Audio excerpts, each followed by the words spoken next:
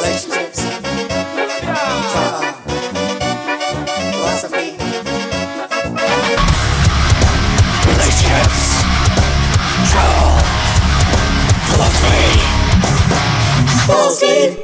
Welcome to episode 36 of the soon to be renamed podcast, which hopefully by next episode. I want to start off with a very important topic, and it's a question that's plagued me my whole life. Is, can I come in my own ass? Oh my. You're going straight in for it. Well, I've been trying. What? And I've been unsuccessful. So I just wonder if anyone's out there, if they can do it. I mean, you know, drag queens, they can tuck pretty well, can't they? So I just wonder, can you do it? Like, interesting. what I'm trying to say is, can the same human put their pipe in their Bottom. That's very... And you've been trying this, have you? No, I haven't actually tried it, but I do think about it time now and then. I can't imagine it'd be very comfortable. No, I guess the people who try it would be up for it, though. Yeah. But, I don't know, just a question that plagues me. But I've never tried it. Don't think I want to try it. Mm. No, I don't want to try it. I've decided I don't want to try it. Okay. But I'm just intrigued to know if anyone's out there who's done it, then I just... So, first of all, well done. Mm. And second of all, let us know. Yes, do. Please write in and tell us all about it. Anyway, on to more important news. We are at the end of our Saudi trip. And we had quite an exciting final weekend. We've done a bunch here, from going to Boulevard World, Boulevard City. We've been to the UNESCO site, Al-Bajar. Is it called Al-Bajar?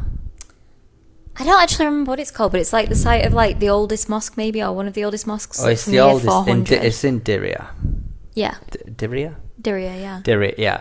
In Diriyah, it's like a full site. It's like modern restaurants there. Really, I don't know what was the name of the one we went to. Oh, now then, it was called something like Mama's. Mama. It's near Joe and Juice. So if you go from Joe and Juice and then go more into the complex, you'll find it. I think it's like Mama Vine, something like that. Something like Mama Vines, and it's got a big outside area. A little bit more pricey. Yeah, it was spenny out. It was spenny, but it was very nice, and the customer service was excellent. Yeah, because like we asked about vegan food, and he was like on it straight away. He was like, "You can have that." Yep. No, you can't have that. We'll take that out. Vegan. Even when he brought over the hummus, he was like, "Yep, vegan hummus. There you go." I mean, the hummus would be vegan, but do you know what I mean? It's still nice that it's good, yeah. Nice that he pointed it out. Sometimes they put honey in it, don't they? Yeah, I suppose so. And sometimes they even put meat in it. You can get hummus There we with go. meat.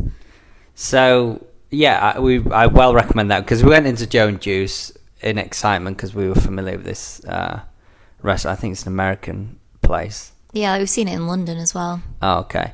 And anyway, we went in and we were queued up. Well, we weren't in the queue. Then I was in the queue. We just stood there for maybe 6 minutes. We didn't get served, and there was like 4 or 5 people in there. And in the time we stood there deciding as well, we saw 3 different people go up to the desk to say, like, where's my food? It's been... One guy said 30 minutes, didn't 30 minutes, and another guy came. He got to the point and go, well, we haven't been served. And none of these guys have been served their food after 30 minutes ago. We probably should just leave. Yeah. So we left. And it was a pretty pathetic meal that you could have had anyway. Yeah. For the veganos out there. But the Mama's place was excellent. And that place is cool. It's a UNESCO site. It's free to enter. Yeah, you have to get a ticket online though before you enter. It's free, but you have to like fill in do a QR code. Do you remember we had to do something to you enter just the place? download some app. Yeah, which is super. Check out Airalo for an eSIM.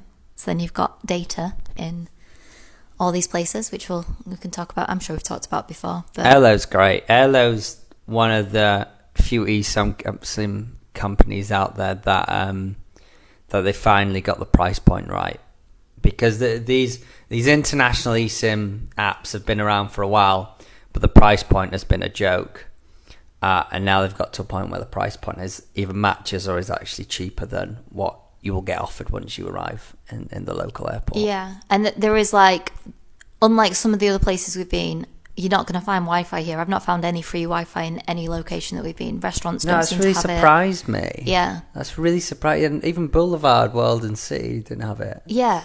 So That's a lot great. of places like, you know, where you'd be like in theme parks where you'd expect that they'd have like an open network that you can just join. That just doesn't exist here. So I really recommend getting an Airalo eSIM. We can put a link for some sort. I don't know what the I think deal they is. get credit. I think it's $5 both. I think we get $5 and they get $5. Oh, nice. It's not a sponsorship. It's just a standard refer your friend, which we can just put in there for you to get $5. Yeah. But yeah, so Airlo's great, and it's worked in every country so far. But not every country residents can have it. So I know I recommend it to one of my Indian colleagues, and he can't access it. So sorry Yes. if you can't access it. And you Just can't try get it from within the UAE either. Like, you can get one for the UAE from outside of the UAE. But, like, you know, if you're flying to Dubai, you couldn't get it when you landed. Whereas every other country we could, like, I've got one Yeah. since being in Saudi Arabia, it's fine. But if you want one for Dubai, you need to get it before you enter the country of UAE. So, Check the terms. yeah, check the T's and C's. But it's worked very well for us. It's worked very well for us. Yeah. So we've been to a bunch of places. We went to a boxing event a few days ago. It was a big boxing event, actually.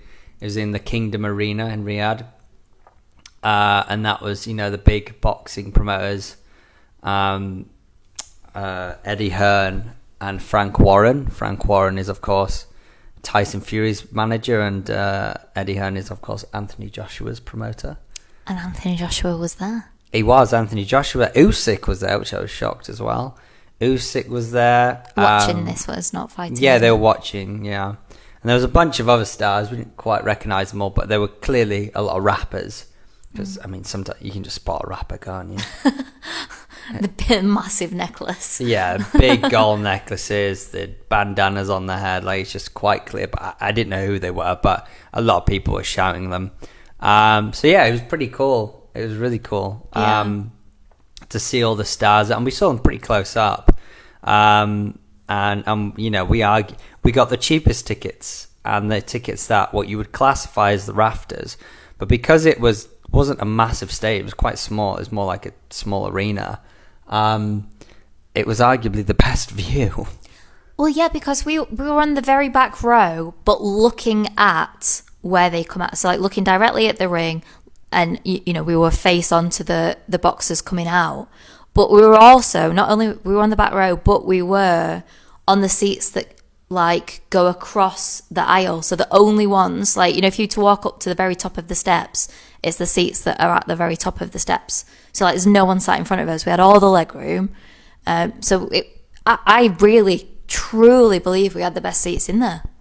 Yeah, I totally agree. Like you said, we had all the leg room. We had an extra seat because it was cheaper to buy 3 than 2. And we had the best view because whilst it is a bit more immersive on the floor next to the fight, you know, at the ring, the ropes it does obstruct your view. It really does, because I've, you know, been that close to a performance before. So we had the best seats. It was fantastic. It's a lot longer of an event than we thought. Oh, it was silly. So it was opened at 5 p.m. and it went on to about 3:30 a.m.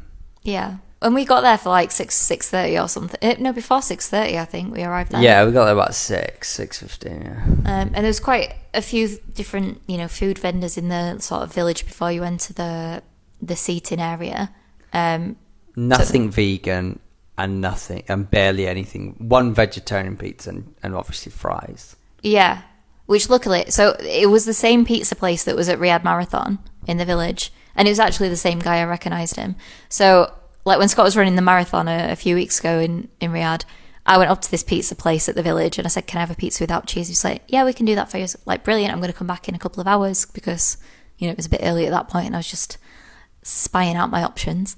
So I went back a couple of hours later and I ordered it and it was like, oh no, sorry, we can't do it. I was like, why? You told me you could.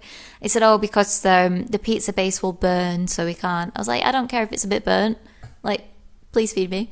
And he's like, oh no, it's company policy. We can't do a pizza without cheese. I was like, oh, great. So it was the same guy this time, and it was the same story. No, because the pizza oven, it'll burn it.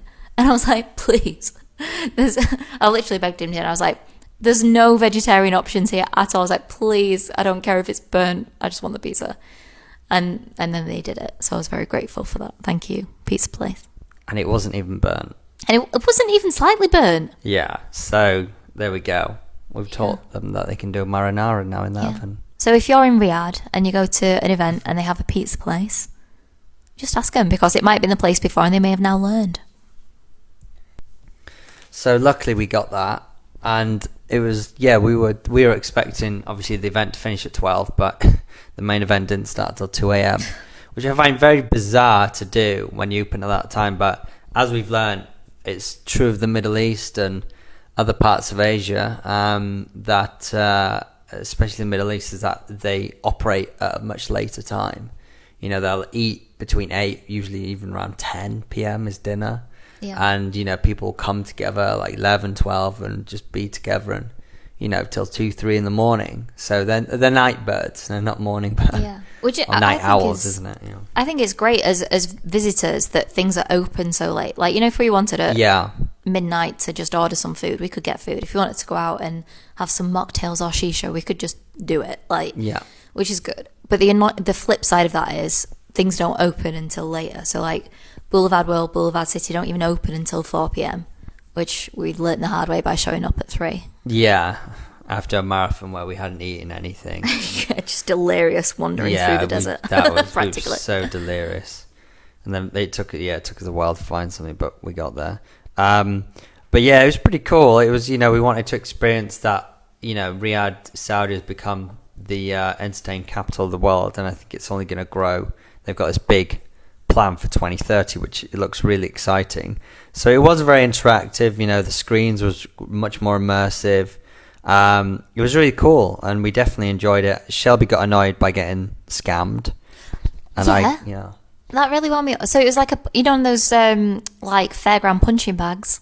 So it was, it wasn't expensive. It was 10 riyals ago, and you had to hit it, and then it gave you a score. And if you got above 500, so we learned this by asking the guy. So the woman who was taking the payment, she didn't want to tell me anything about it. She's like, oh, ask him. So I went over and asked one of the promoters, and he said, yeah, if you get 500, you get a phone case. Phone case. Yeah, phone case. If you get 600, you get a cap. If you get 700, you get a t-shirt, and if you get over 800, you can pick whatever you want. Yeah.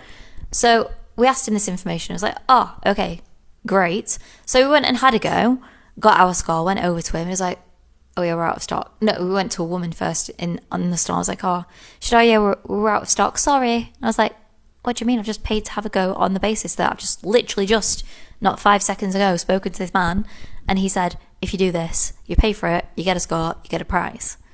So, and then I went to talk to him, and it's like one of them really annoying, arrogant men. To me, like, honest, my blood was boiling. Yeah, you were not happy. Because he wouldn't look at, and they clearly don't want to be in the conversation with you, so he wouldn't even look at us, like, just looking over his head, looking around, like, looking at the crowd.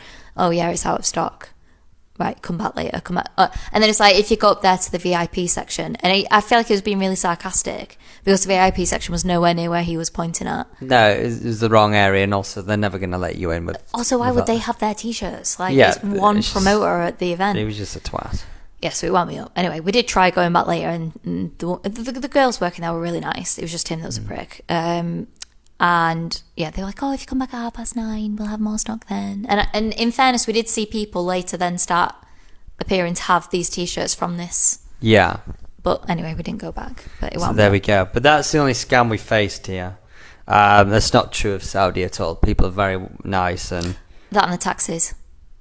Well, yeah, the taxis, yeah. But the taxi guys are good, except, when we all obviously left Kingdom Arena, that was like, I don't know, let's say 800 people. I don't think that... How many people do you think that arena could hold?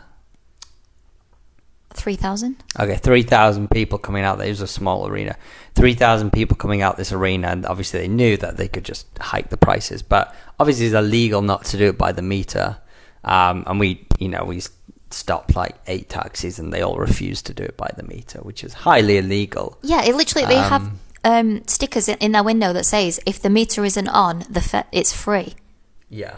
So yeah, and I felt like a local because I was, there was some other tourists saying, like these group of guys trying to get a taxi, weren't there? Yeah, and there would be. If you won't do the meter, it's illegal. You can't do that.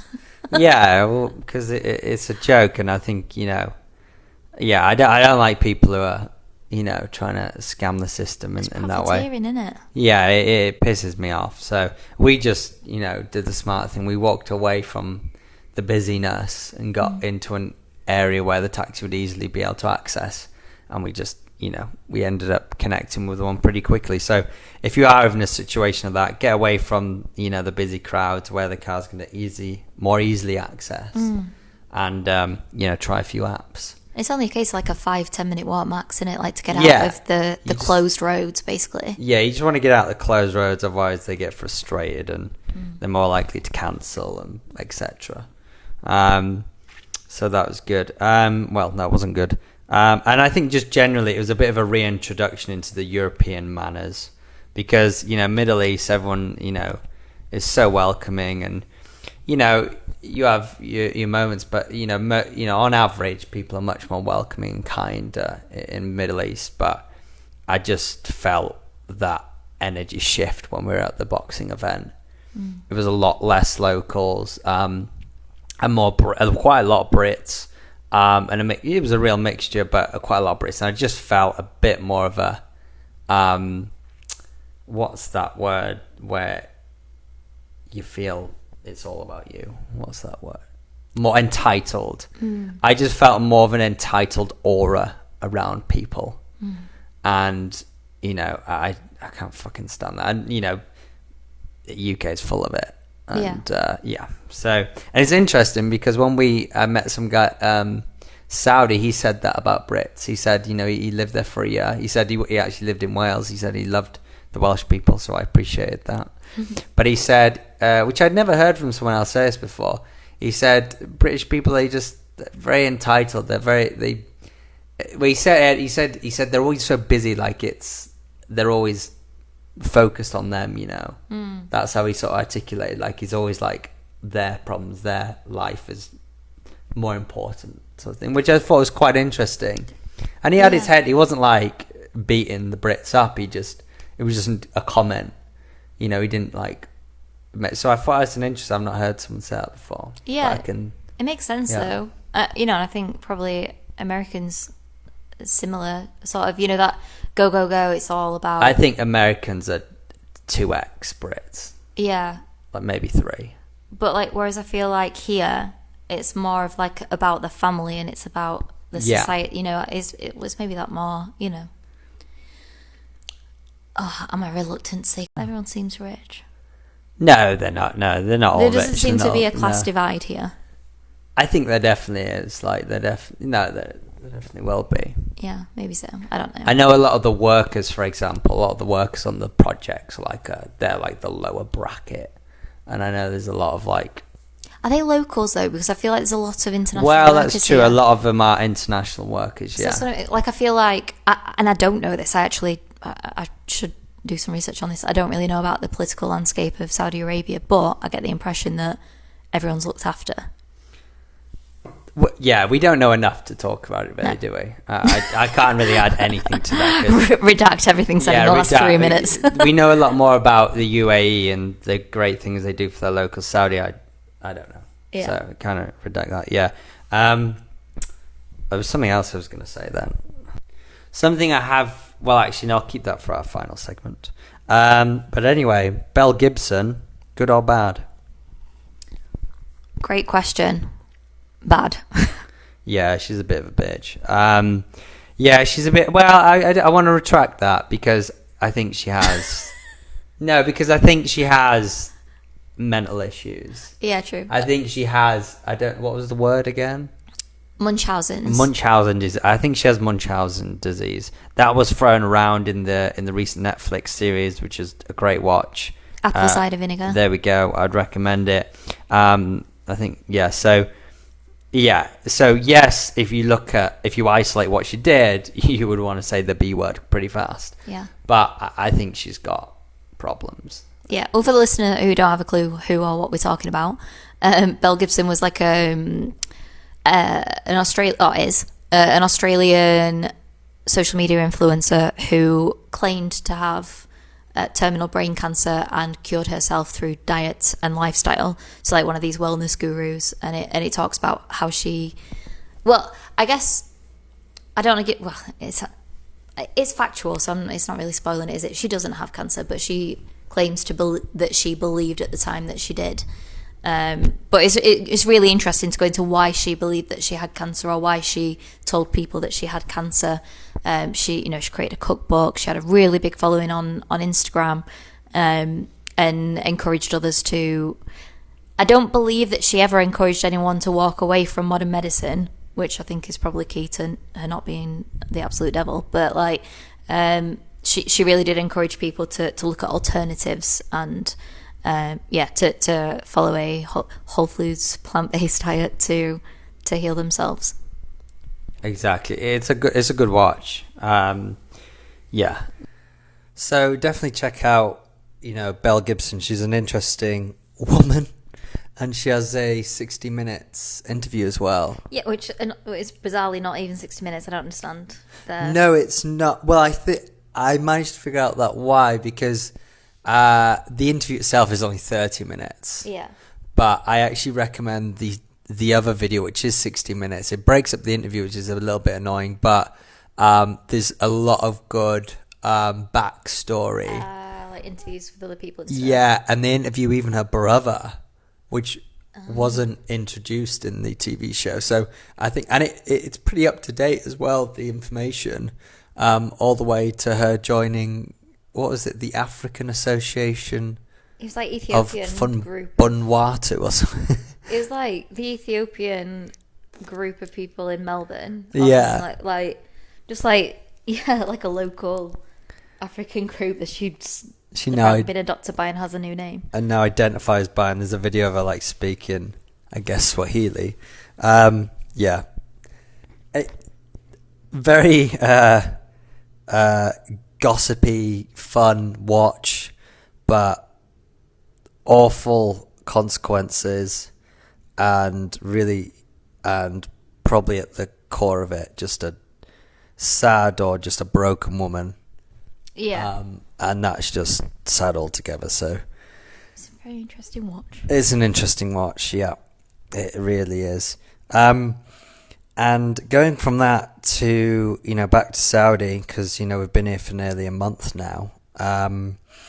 It's quite interesting. So we went to the edge of the world recently as well, which is funny because Saudi captions a lot of things in their country as if they are the center of the world. Yeah.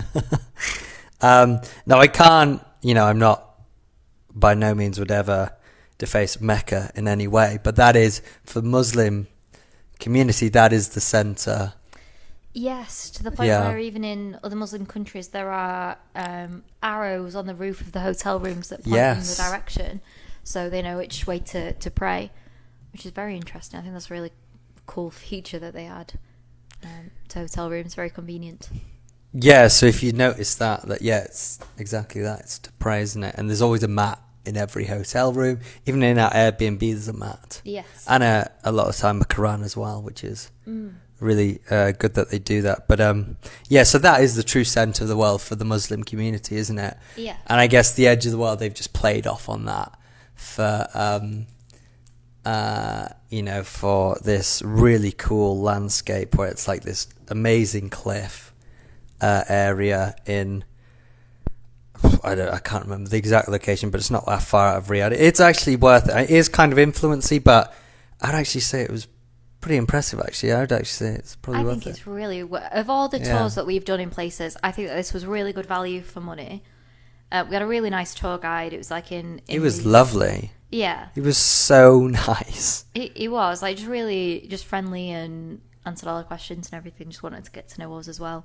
And it was like in Jeeps, well not Jeeps, 4x4s, wasn't it? He drove like a maniac. He did drive like a maniac. Like we set off last because we wanted to watch the sunset and other groups didn't because it was too cold, or like I guess we were the only ones in our group that actually watched it as well. Yeah. So like he waited to make sure we were happy with that. So but then like he overtook every other, like it was like a convoy of, I don't know, 30 cars that he overtook eventually. Like, so it wasn't just our group, it was other groups. And he did drive like a crazy person, but very well. Yeah, well, we found out, yeah, because there was even moments where there was like 5 or 6 vehicles, and these are all other, you know, tour group leaders, so they know how to drive on that terrain. And they were all filing in behind each other, and he just kept flashing his lights. Yeah. And there was no one in his way, was there? He got past everyone. But we found out that he was, his father was a race driver. Yeah. So it's in his blood. Yeah, so he's actually, and that made a lot of sense. But Jesus, it was on a very rocky path with a lot of potholes, and it wasn't a road; it was, you know, a dirt path. You know, Yeah. So it was very rackety. It was, but it was really cool. Like, so we started off. The tour picked us up from a Dunkin' Donuts, which was cool in itself. We got a nice coffee, but we first went to like this old, like derelict village, I guess, was it? Like a village, like you could see the foundations of the houses from like years and years and years ago. And I think he said that people hadn't lived there for 90 years now. Yeah. So that was cool to see. It was like, you know, the mud huts, well, not mud huts as you'd imagine, but like house made of mud. And like we got to go in the basement, see like the foundations of it, how it was built and everything. Then we saw camels, which was really cool, wild camels. And that was really special for me because I don't like to see animals in captivity, and I won't go to things like zoos or anywhere where animals are being held captive. But it was nice to see these wild camels, and because they're used to tourist groups going through there, I guess they're semi-domesticated. And like the driver even said there used to be another camel that would like hear his car and then suddenly come running because the camel knew he was going to get like a bread cake from him or something. But yeah, the camel was super chill. Let us get pictures with her. I dubbed her, well, I gave her 2 names, Kamala Cabello and Kamala Harris. Kamala Harris is a good one. Kamala Harris is a good one. Kamala Harris. Who is it that we were watching on TV and you said that person would play a really good comedic Kamala Harris? I don't know her name, but she's the judge in The Good Place and she's the bride in Bridesmaids. I'm with you now. She's Yes. so funny. And I think she might have even done an interpretation, an impression of her on SNL. She's done I it. feel like she has. But if she no hasn't, way. she needs to. She'd be so good at it. Okay. Oh, you got a name? Is Maya Rudolph? Yes, that's Does it. that make Yeah, yeah, Maya Rudolph. Maya Rudolph. Yeah, she would do a great cap. And I love it. She really throws her all into her acting. Like, she's happy to get silly, you know, be daft. And Yeah. like, I really respect that about her. So I think she could really, I think she'd be quite, like you said, she'd be good for SNL. Yeah. Because you have to be a bit daft. You have to really not take yourself Yeah. seriously. You have to be a bit goofy, don't you? Definitely. I think she'd be great. If she hasn't already done it. Yeah, the camels were cool. Then we went to, what did we do after the camels? The Bat Cave. Yeah, we went in a bat cave. Yeah, Bat Cave. Well, it was quite interesting because there was just one ladder down, and like every tour group just appearing. So one ladder down and up. So of course it very quickly got crowded, and there was like arguments between the tour group leaders of, no, you need to let people up. Yeah. Because people just kept coming down and like, it was quite a big cave. It could have taken a lot of people, but it's just like, there was constantly people at the top and constantly people at the bottom. So, yeah. I feel like you should always prioritise off of something. You know, like when you wait to get on a of bus, course, you should always let the people get off the bus before you try and get on it. Like, you know, for me, that's just common sense. Well, that's one of my biggest pet hates. It's people who aren't patient to let people off, whether that's off a plane, off a train, off a bus. It really grinds my gears, that. It really grinds. I just want to slap him. Just get Yeah. out of the way. It really annoys me, yeah. But yeah, and then after the Bat Cave, we went to the edge of the world, and it was very nice, beautiful, looking out like Scott said, and it's like you're just looking over the desert, and we learnt that it's like it used to be filled with water, and you can see on the cliff face that In the Ice Age. in the Ice Age, yeah. I guess we're filled with ice then. Water/ice. Yeah, frozen water. But you can see like the different markings on the like cliff edges of the declining sea levels, and yeah, it was a beautiful sight. And then we went and had a nice meal in a campsite, didn't we? We did. Yeah, it was nice. Got stargaze. It's beautiful, and there was a lot of fossils we found as well, which was really cool. I'd love to have one, but That would be cool.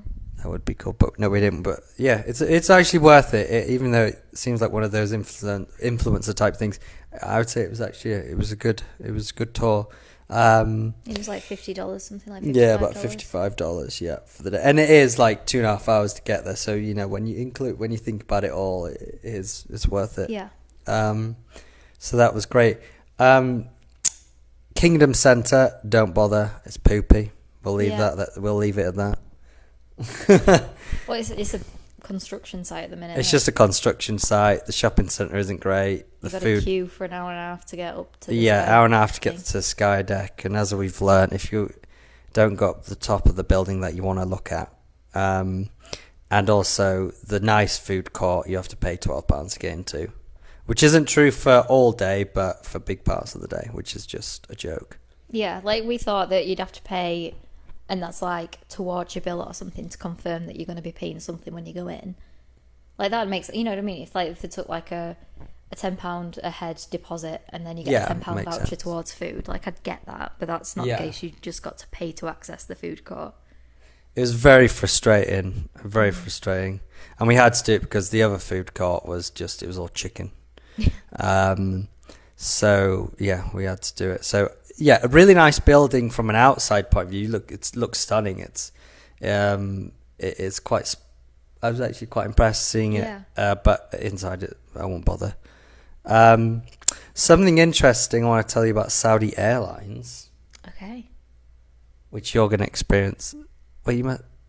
I'm Yeah, not you going haven't to actually experience. flown Saudi Air. Oh, right, we're not even going Saudi Airlines. Shelby will not experience, but I have experienced. It has two very unique qualities that no other airline has. Tell me, Scott. The first one is that they actually do a prayer for you for the journey. That's nice. So after the the safety talk, they then have a man who comes on screen, and it's obviously in Arabic, but there's English subtitles, and it's an Arabic prayer or Muslim prayer. And I was thinking, oh, what's this? It seems like, is this going to say Saudi is the greatest country in the world, etc. But I said, but then I saw it started talking about flight and journey. I went, oh, wait a minute, it's just wishing us a safe flight. Oh, that's lovely. That's very nice. I like that. A very nice touch.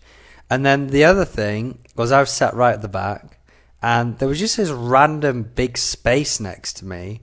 So to the left of me usually would just be a bunch of middle seats, but it was just a big space. There was no seats there. There was no units there for the staff to get all the food out and everything. There was just nothing there. No toilets. I was like, what is this big open area here that I've never seen? It's so random. It doesn't seem like it's been used for anything.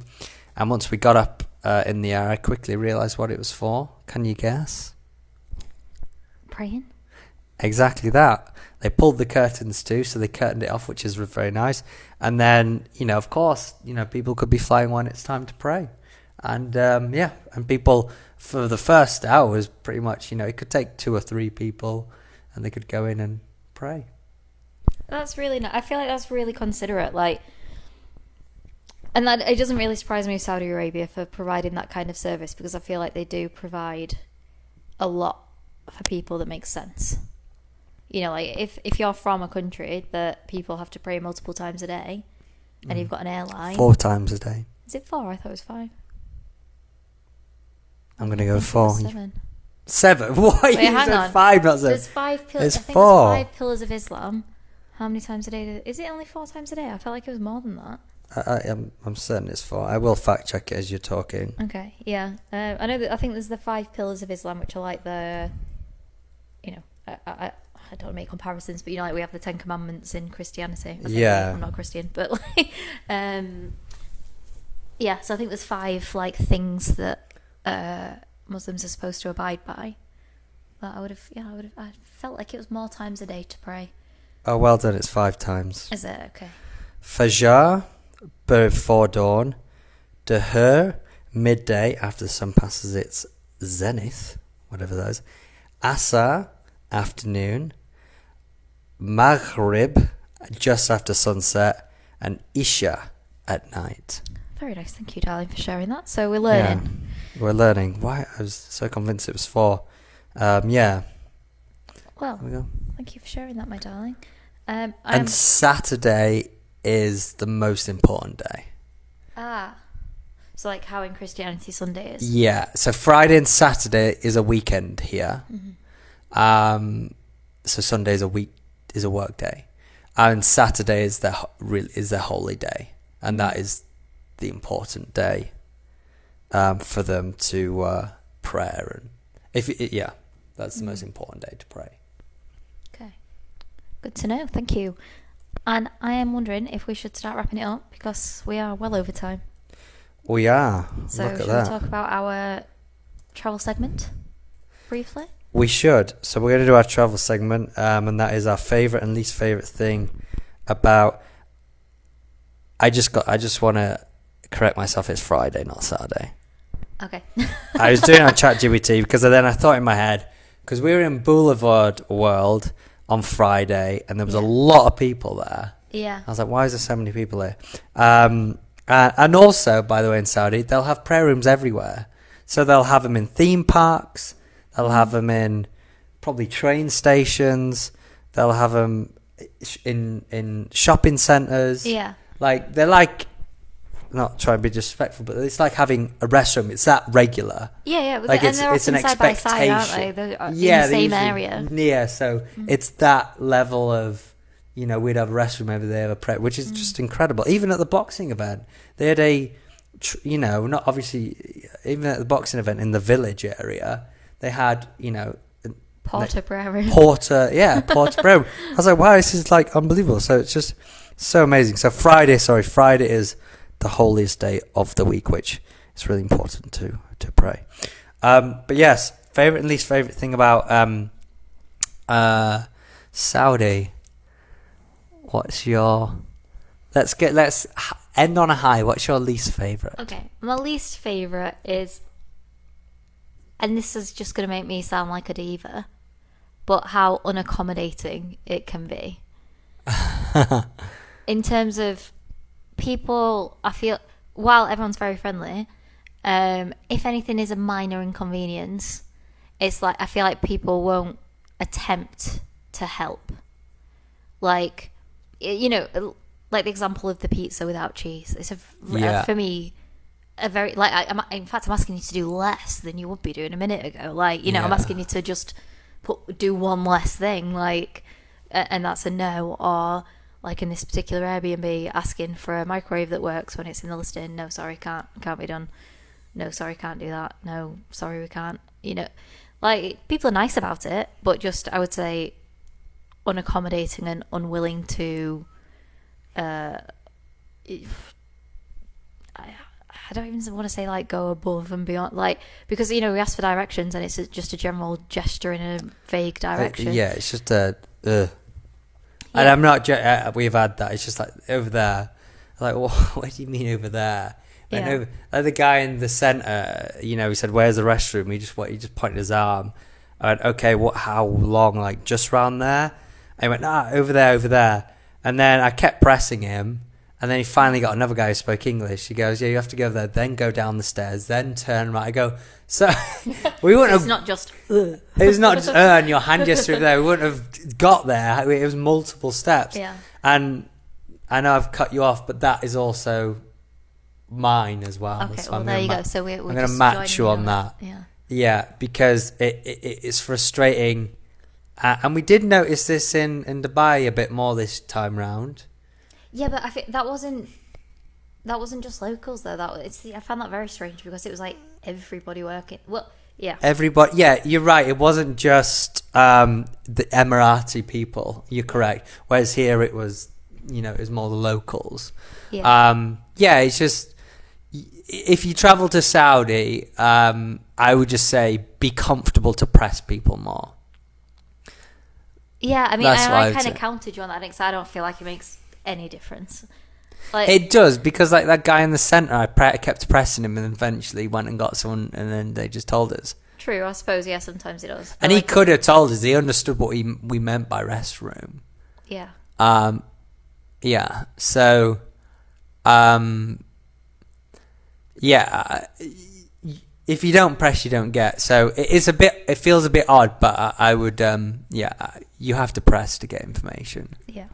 People have it, just for some reason they don't want to go out of the way to give you it. Like even the marathon, we got to the point,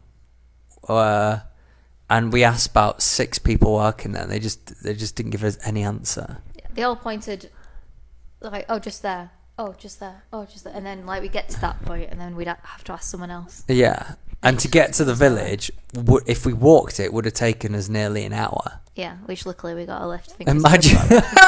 Imagine just walking an hour by the directions of just there with a light hand signal. Like, it's just not going to work, is it? So, yeah, I'd match you on that. Okay. What's your favourite thing? My favourite thing is the quality of things, and that includes experiences. I think, yeah, just no expense is spared. I've said this on the last episode, but no expense has been spared. Like, the entertainment facilities are next level. Like the Boulevard World, that's like Epcot, Boulevard City, that's like Downtown Disney and Times Square all in one. Everything is of high quality. It's pleasant to look at. It's comfortable. It's convenient. Yeah, I think that's my favorite thing about Saudi Arabia that I will miss. Yeah, the favourite one for me, I mean, I could easily again match what you said. I mean, yeah, the parks alone, they're absolutely on Disney level and Universal. It's pretty amazing. I think I'll be a bit profound for a moment. Oh, really? What are you going to say? Well, you'll just have to listen. Oh, well.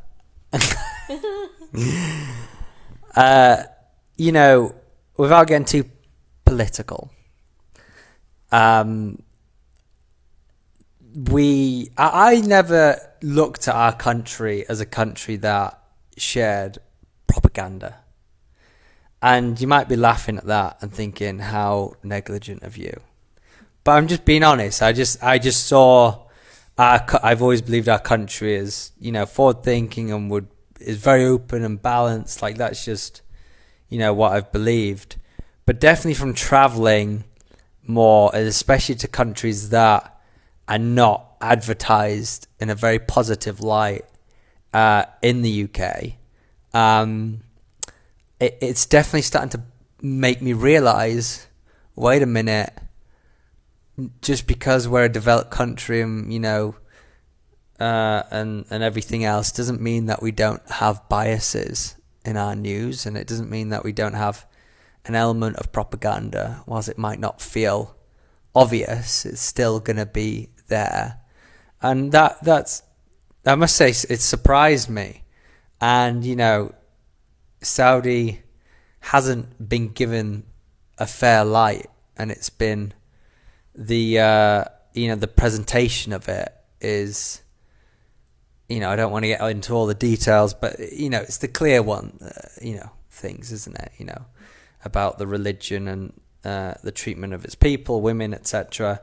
And I just think it's completely neglecting that this is a way, this is a religion, this is a culture that has been here a very long time, just like Christianity. And all that's saying is, our way is the right way and your way is, goes against human rights and it's not the right way. Like, that is such a bad mentality to just operate in life, to always believe that the way I know is true and it will always be right. I'm totally open to all views, and even the ones I don't agree with, I still want to hear them, to sort of understand how other people think. And, my testimonial of Saudi is people are super welcoming. I know we said about people being less sort of going out their way, but that can just be more of a cultural thing. British people aren't the most willing to go out their way too. I think you get a similar response in London sometimes. Yeah, you get a lot of computer says no anyway in UK, so it's not much different. But yeah, people are super welcoming, so nice. Like, just generally in Middle East, I found on average 100% I would say people are nicer versus the UK. Like, I can say that for fact. Yeah, well, the woman in Dunkin' Donuts just randomly struck up a conversation with us. Oh, she was lovely. She was so nice. Like, out of nowhere, just was like, "Oh, where are you from? How long have you been here? What have you done? What have you seen?" Like, just really nice. Yeah, she was lovely. And that's just true of the Middle East and definitely of Saudi. So, it makes you rethink things, don't you? Rethink prerequisites, prejudice, and thoughts you might have once had. So, yeah, thank you, Saudi. We've really appreciated our time here. Absolutely. And we'll be back in 2030. We will. So thank you, everyone. Thank you very much for joining us today. I'll leave you with this. We thank you for taking a break from your day to get balls deep with us. Until next time, remember, stay ballsy. Dive deep. But don't forget your snorkel. Balls deep.